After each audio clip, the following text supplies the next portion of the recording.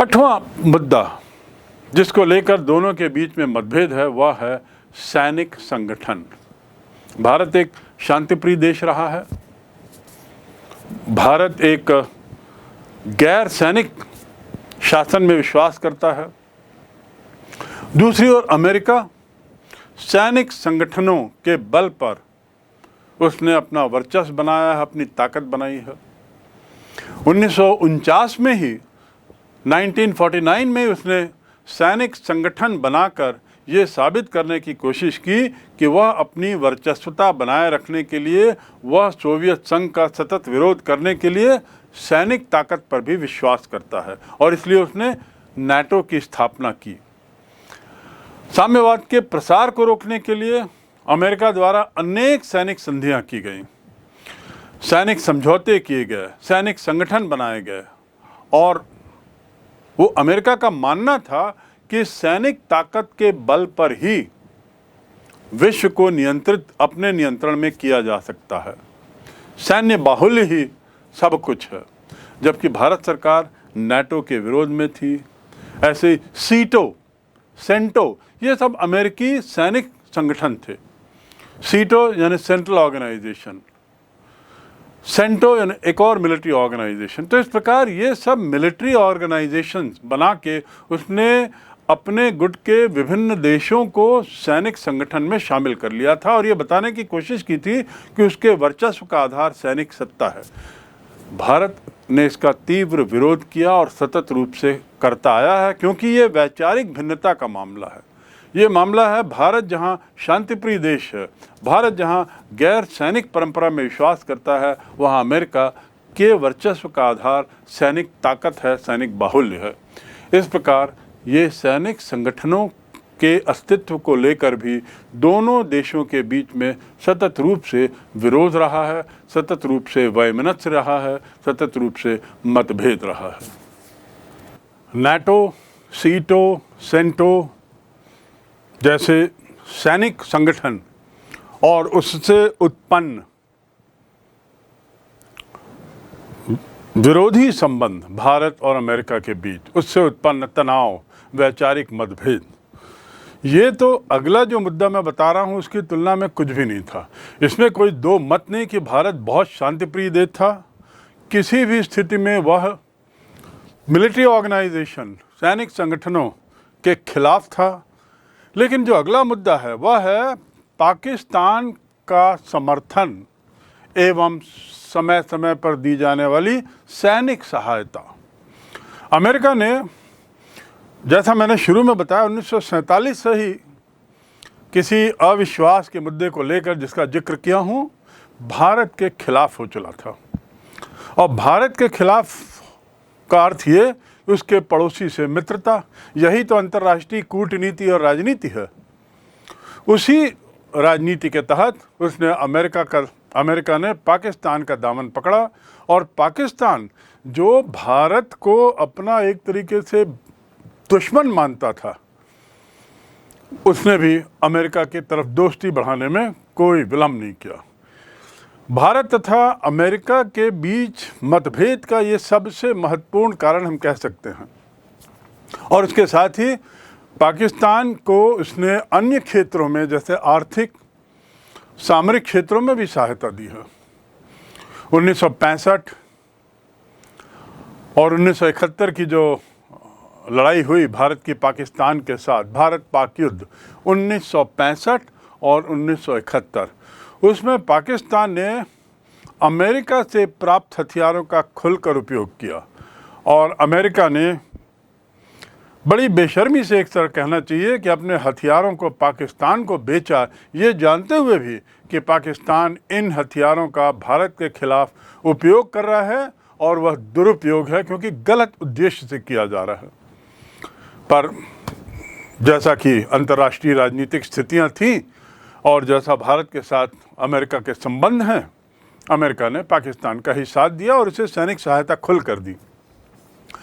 इसके बाद भी अमेरिका पाकिस्तान को इस तरह की निरंतर सहायता देते रहा और भारत इसका विरोध करता रहा है सतत रूप से। अमेरिका की इन नीतियों से प्रो पाकिस्तानी पाकिस्तान मुखी नीति से भारत और अमेरिका के संबंध में बहुत तनाव आया।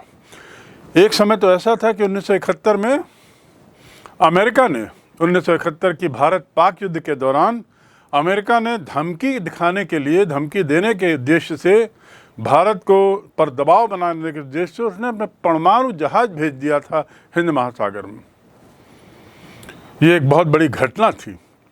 तो निष्कर्ष ये है कि अगला कारण भारत और अमेरिका के बीच कड़वे संबंध का अगला कारण है कड़वे होने का पाकिस्तान द्वारा अमेरिका की सहायता लेते रहना, या दूसरे शब्दों में अमेरिका द्वारा सतत रूप से भारत के प्रखर विरोधी पाकिस्तान का समर्थन और उसकी मदद।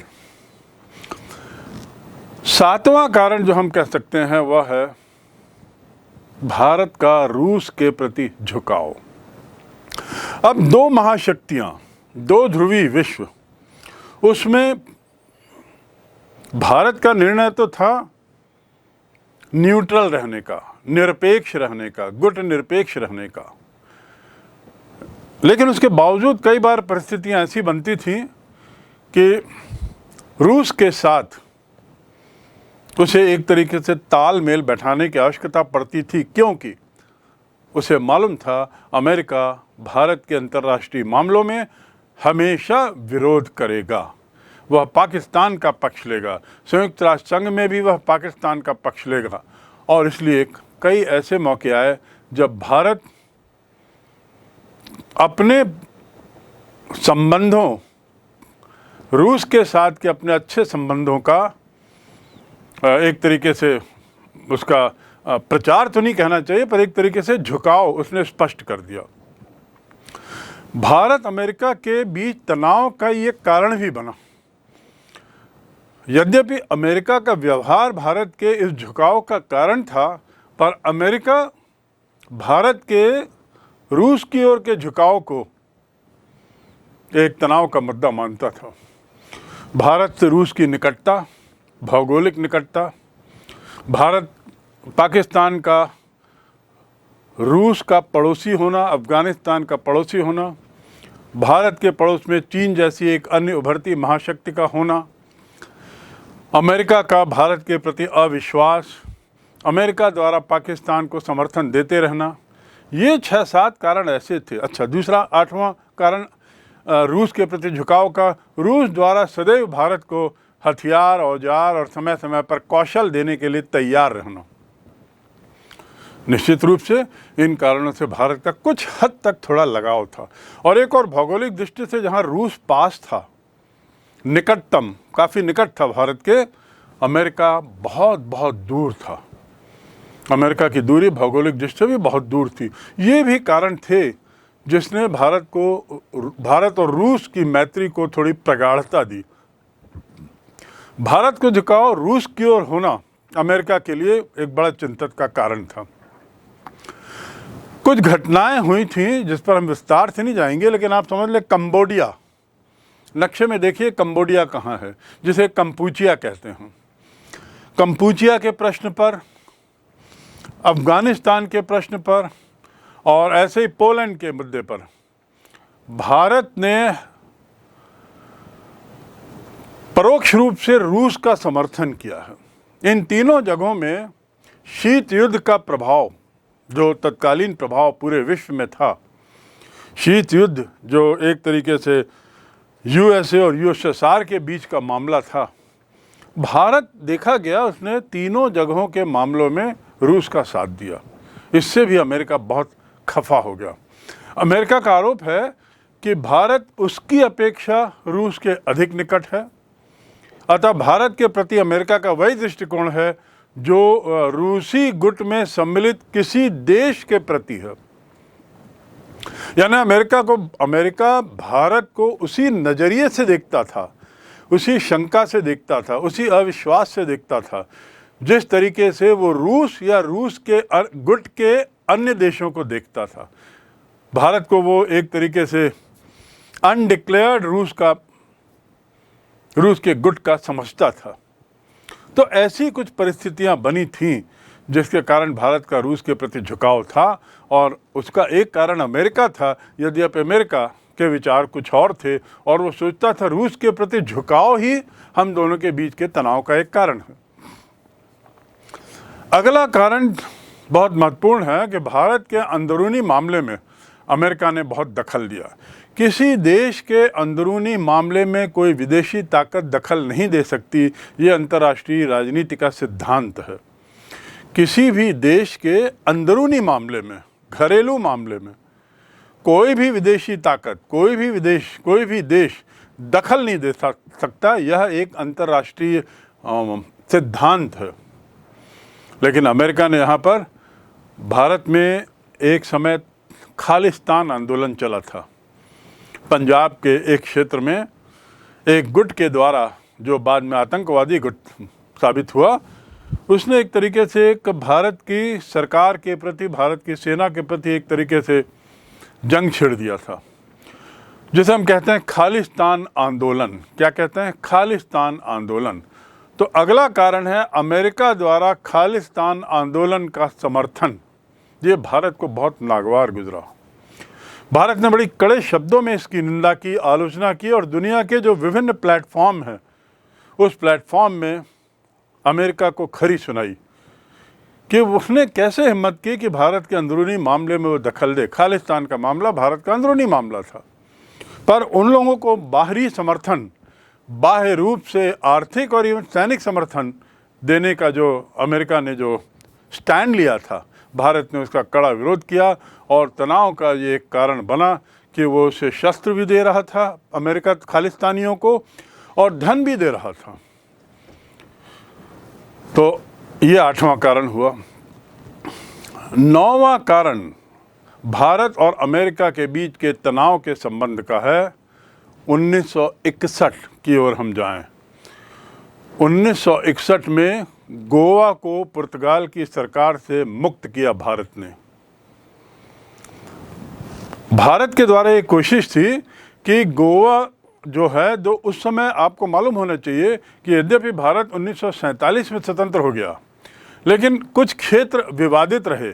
उनमें से एक क्षेत्र था गोवा, और गोवा पर इंग्लैंड का कब्जा नहीं था जो वो स्वतंत्रता के बाद चला गया वहाँ से। गोवा पर पुर्तगाल का कब्जा था। वह भी एक साम्राज्यवादी देश था। याद रखेंगे गोवा, इसीलिए गोवा की जो संस्कृति है थोड़ी अलग है। आज आप गोवा जाते हैं तो एक अलग माहौल दिखता है। उसके पीछे कारण है गोवा का पुर्तगाल के द्वारा शासन, गोवा पर 200 वर्षों तक।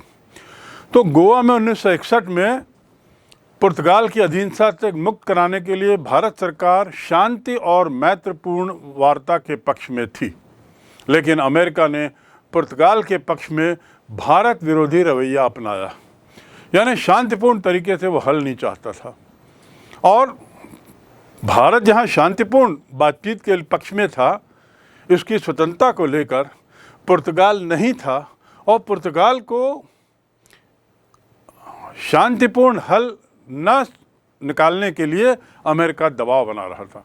अमेरिका कतई नहीं चाहता था कि पुर्तगाल गोवा को छोड़कर चला जाए, जबकि अमेरिका ने पुर्तगाल के भारत विरोधी रवैये का बड़ा समर्थन किया। बाद में निश्चित रूप से एक सैनिक कार्रवाई के तहत भारत पुर्तगाल को स्वतंत्र करने में सफल हुआ, लेकिन एक कड़वाहट पैदा हो गई।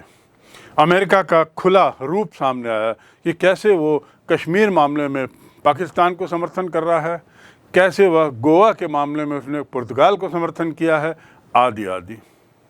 वैमनस्यता का, विरोध का, तनाव का भारत अमेरिका के बीच के संबंधों में उसका एक कारण 10वां भारत की गुट निरपेक्षता की नीति। गुट निरपेक्षता क्या है इसके बारे में मैं पहले स्पष्ट कर चुका हूं, लेकिन एक पंक्ति में यही फिर बताना चाहूँगा कि द्विध्रुवीय विश्व, जिसमें एक का मुखिया अमेरिका था और एक का मुखिया रूस था, द्विध्रुवीय विश्व की राजनीति से हटकर दोनों में से किसी भी गुट का सदस्य न बनने का निर्णय लेना और अपना एक स्वतंत्र अस्तित्व बनाए रखना, यही गुट निरपेक्षता कहलाती है। निरपेक्ष होना मतलब दूर रहना, अलग रहना, किसी का पक्ष ना लेना, और गुट आप समझते हैं। भारत की एक गुट निरपेक्षता की नीति भारत की विदेश नीति का आधार थी, क्योंकि भारत ने कई सौ वर्षों की गुलामी के बाद बड़ी मुश्किलों में स्वतंत्रता पाई थी। वो इसे खोना नहीं चाहता था। इस गुटबाजी में पड़ के उसको भय था कि किसी दिन वह गुट हम पर हावी ना होने लगे और हम गुलामी का जीवन फिर ना जीने लगे। अमेरिका को ये भारत की गुट निरपेक्षता की नीति बर्दाश्त नहीं हुई।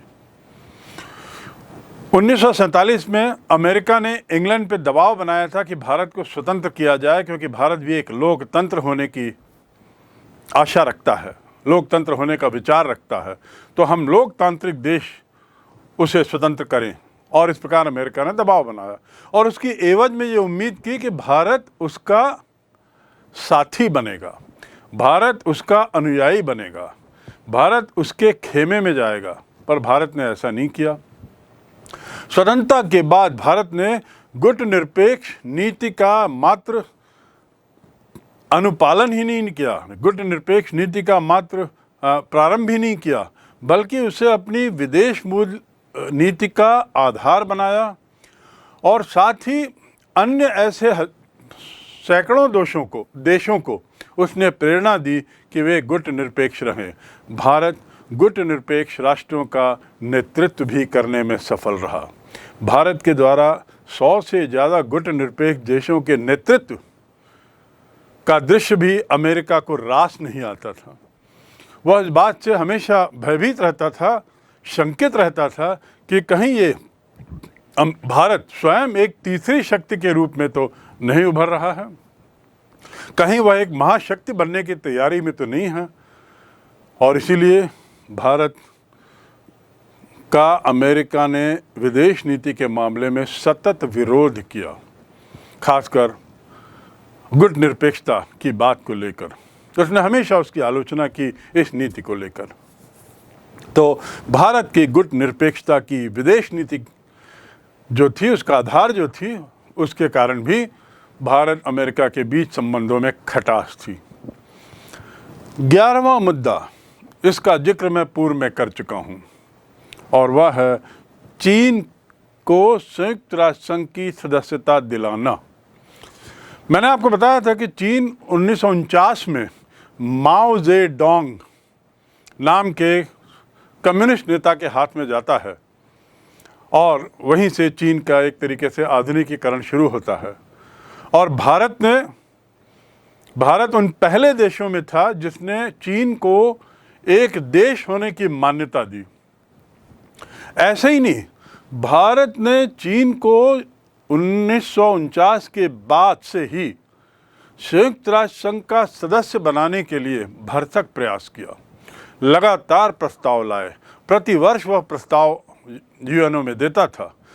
प्रतिवर्ष की ज़रूरत इसलिए पड़ती थी क्योंकि चीन को बहुत से देशों ने एक देश के रूप में मान्यता अभी भी नहीं दी थी।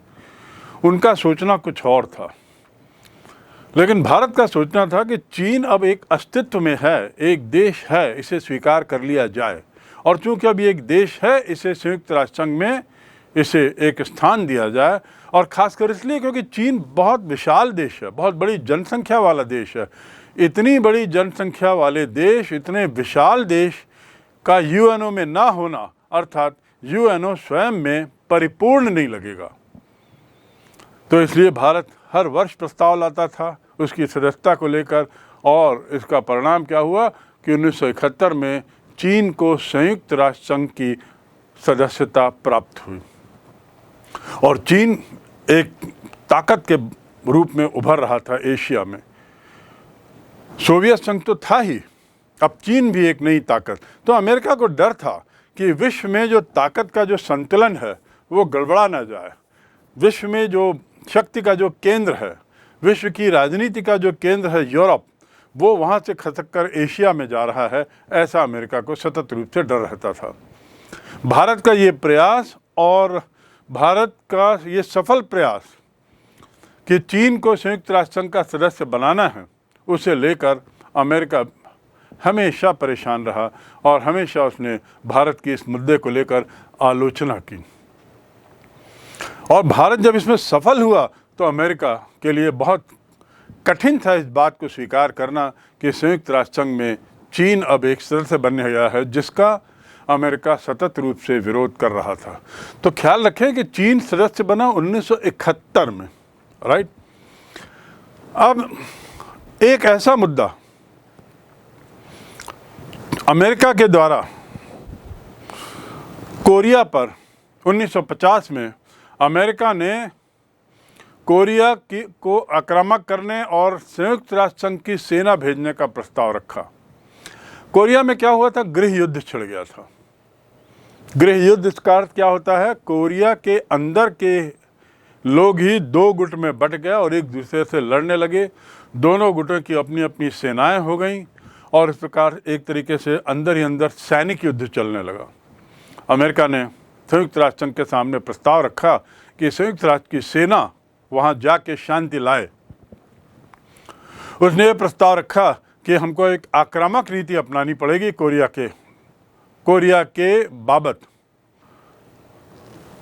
भारत ने अमेरिका के प्रस्ताव का समर्थन तो किया, परंतु जब अमेरिका ने भारत से संयुक्त राष्ट्र संघ के मातहत सैनिक भेजने के लिए सेना मांगी तो भारत ने नाकार दिया, मना कर दिया। दूसरे शब्दों में आपको मालूम होगा कि संयुक्त राष्ट्र संघ की फौज, संयुक्त राष्ट्र संघ की बात कर रहा हूँ, उसकी अपनी सेना नहीं होती। जब भी जरूरत पड़ती है तो संयुक्त राष्ट्र संघ के सदस्य देशों की एक सामूहिक सेना बनाता है। 5 देशों की मिलकर 10 देशों की, 15 देशों की, हर देश से कुछ 100, 200, 1000, 500 ऐसे सैनिक इकट्ठा करके उनको ट्रेनिंग देकर फिर उनको भेजता है। तो भारत ने जहां अमेरिका के इस स्टैंड को की सहमति दी कि हाँ कोरिया में आक्रामक कार्रवाई की ज़रूरत है, संयुक्त राष्ट्र संघ की फ़ौज की ज़रूरत है, ये 1950 की बात है। अमेरिका ने संयुक्त राष्ट्र संघ पर दबाव बनाया कि भारत से भी उसकी फ़ौज का हिस्सा मांगा जाए, भारत को भी आदेश दिया जाए कि वह भी अपनी कुछ फ़ौज का एक टुकड़ा भेजे कोरिया में युद्ध के लिए। भारत ने मना कर दिया। आखिर 1950 में तो भारत स्वतंत्र ही तो हुआ था, रिपब्लिक बना था उस वर्ष। मात्र उसकी सेना को बने 3 वर्ष हुए थे और हम विदेशी धरती पर जाके लड़ाई लड़े, और फिर वो भी तब जब हमारी नीति शांतिप्रिय देश होने की है। तो भारत ने इन कारणों से इनकार कर दिया और इस इनकार का खामियाजा भारत को इस रूप में भुगतना पड़ा कि अमेरिका का जो अविश्वास था 1947 में पैदा हुआ, वह अविश्वास बढ़ता गया, उसका अविश्वास और पुख्ता हो गया, क्योंकि ये घटना, कोरिया की घटना 1950 की है। अगला बिंदु जिसके कारण तनाव बढ़ता है वो है तिब्बत के मामले में। तिब्बत के संबंध में भारत ने चीन से एक संधि की। तिब्बत एक विवादित क्षेत्र रहा है और उस विवाद को सुलझाने के लिए, और तिब्बत की जो सीमा है आप देखेंगे नक्शे में, भारत और चीन दोनों से लगी हुई है और सामरिक दृष्टि से, राजनैतिक दृष्टि से तिब्बत एक बहुत ही महत्वपूर्ण क्षेत्र है। हिमालय की तराइयों से हिमालय के आसपास का क्षेत्र है, बहुत अत्यधिक महत्वपूर्ण है। वो हमेशा विवाद में रहा है और आज भी विवादित क्षेत्र है। कुछ उसके क्षेत्र चीन ने दबा के रखे हैं। भारत इसके लिए सतत प्रयास कर रहा है कि चीन से तिब्बत का वह क्षेत्र मुक्त करा लिया जाए। और तिब्बती लोगों के जो मुख्य गुरु हैं, राजनीतिक और धार्मिक गुरु दलाई लामा, भारत ने उनको शरण देके रखी है। तो उस मामले को सुलझाने के लिए, जैसे गोवा के मामले में भारत शांतिपूर्ण निपटारा चाहता था, ऐसे वहाँ पुर्तगाल और यूएसए ने मना कर दिया, शांतिपूर्ण निपटारे थे। यहाँ भारत और चीन तिब्बत के मामले में शांतिपूर्ण निपटारे के कदम में आगे बढ़े और उन्होंने एक संधि की। ये संधि अमेरिका के गले नहीं उतरी। अमेरिका का कहना था कि चीन साम्यवाद का विचारक है, साम्यवादी विचारधारा का है। भारत के द्वारा चीन के साथ समझौता कर लेना मतलब साम्यवादी विचारधारा को बढ़ावा देना। और इसके खिलाफ था अमेरिका सख्त। आपको याद होगा, अमेरिका द्वारा सोवियत संघ और उसके गुट का सतत विरोध का एक कारण था इस गुट का साम्यवादी विचार।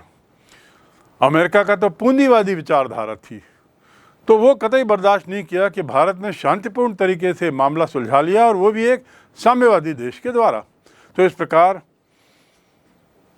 और इसमें तो अमेरिका का कहना था कि भारत ने साम्यवाद के प्रति समर्पण कर दिया है, अपने को आत्मसमर्पित कर दिया, तो क्या भारत भी साम्यवाद की ओर बढ़ रहा है? ऐसी शंका अमेरिका को थी, और इस शंका ने अमेरिका भारत के संबंधों में और कड़ुआहट पैदा कर दी। युद्धोत्तर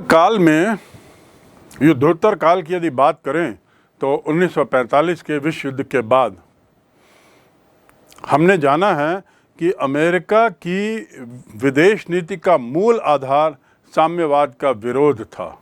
उसका मूल आधार साम्यवाद का विरोध ही नहीं, बल्कि साम्यवाद का प्रचार रोकना।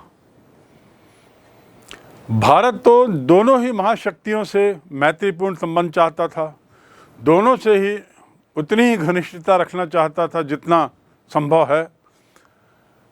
भारत ने वैसे कई बार साम्यवाद की बड़ी आलोचना की है। जहाँ तक भारत की अपनी विचारधारा है, उसने आलोचना की है, परंतु अमेरिका जैसा कठोर विरोधी दृष्टिकोण साम्यवाद के प्रति उसने नहीं अपनाया। मैं पुनः दोहरा दूं, अमेरिका की विदेश नीति द्वितीय विश्व युद्ध के बाद किस बात पर आधारित थी? साम्यवाद को रोकना, साम्यवाद का विरोध करना और उसके विस्तार को रोकना। जहां तक भारत की बात है, भारत दोनों गुटों के प्रति, यानी पूंजीवाद व्यवस्था और साम्यवादी व्यवस्था, दोनों के प्रति उसका समान दृष्टिकोण था। दोनों के प्रति उतनी ही निकटता थी और उतनी ही दूरियां थीं।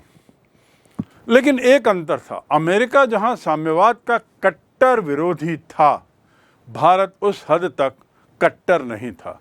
भारत को साम्यवादी विचारधारा के कुछ विचार अच्छे लगे थे, जिसका मैंने पूर्व में जिक्र किया है, यानी योजनाबद्ध तरीके से आर्थिक विकास करना, प्लानिंग, ऑर्गेनाइजेशन आदि आदि। तो साम्यवाद के प्रति भारत का तुलनात्मक दृष्टि से नरम रवैया होना भी अमेरिका के लिए, अमेरिका को पसंद नहीं आया। अमेरिका की भांति उसने साम्यवाद के प्रति कठोर दृष्टिकोण कभी नहीं अपनाया। उसने साम्यवादी विचारधारा में से जो अच्छी बातें थी उसे ग्रहण किया, उसे लिया, उसे अपनाया। भारत के इस उदार दृष्टिकोण का ही खामियाजा भारत को भुगतना पड़ा। अमेरिका भारत को अपना विरोधी शत्रु, अपना शत्रु रूस का पिछलग्गू मानने लगा, क्योंकि रूस साम्यवादी विचारधारा का है, उसका प्रणेता है। और रूस का अर्थ सोवियत संघ समझिए। हाँ, सोवियत संघ का पिछलग्गू, इस रूप में अमेरिका भारत को देखता रहा। भारत का अमेरिका, रूस के प्रति जो, सोवियत संघ के प्रति जो झुकाव था, उसके तो कई कारण थे। एक कारण यह भी हो सकता है कि साम्यवाद की कुछ विचारधाराएं उसे पसंद थीं, लेकिन अमेरिका जैसा भारत साम्यवाद के प्रति इतना कठोर नहीं था, विरोधी नहीं था, उतना कठोर विरोधी नहीं था। परिणाम क्या हुआ? अमेरिका ने ये निष्कर्ष निकाला कि भारत सोवियत संघ का पिछलग्गू है, यदि उसके गुट में नहीं है तो भी कम से कम वह उसका पोषक है साम्यवादी विचारधारा का। तो ये बिंदु हुआ साम्यवाद और साम्यवादी गुट को लेकर दोनों के बीच में विरोध।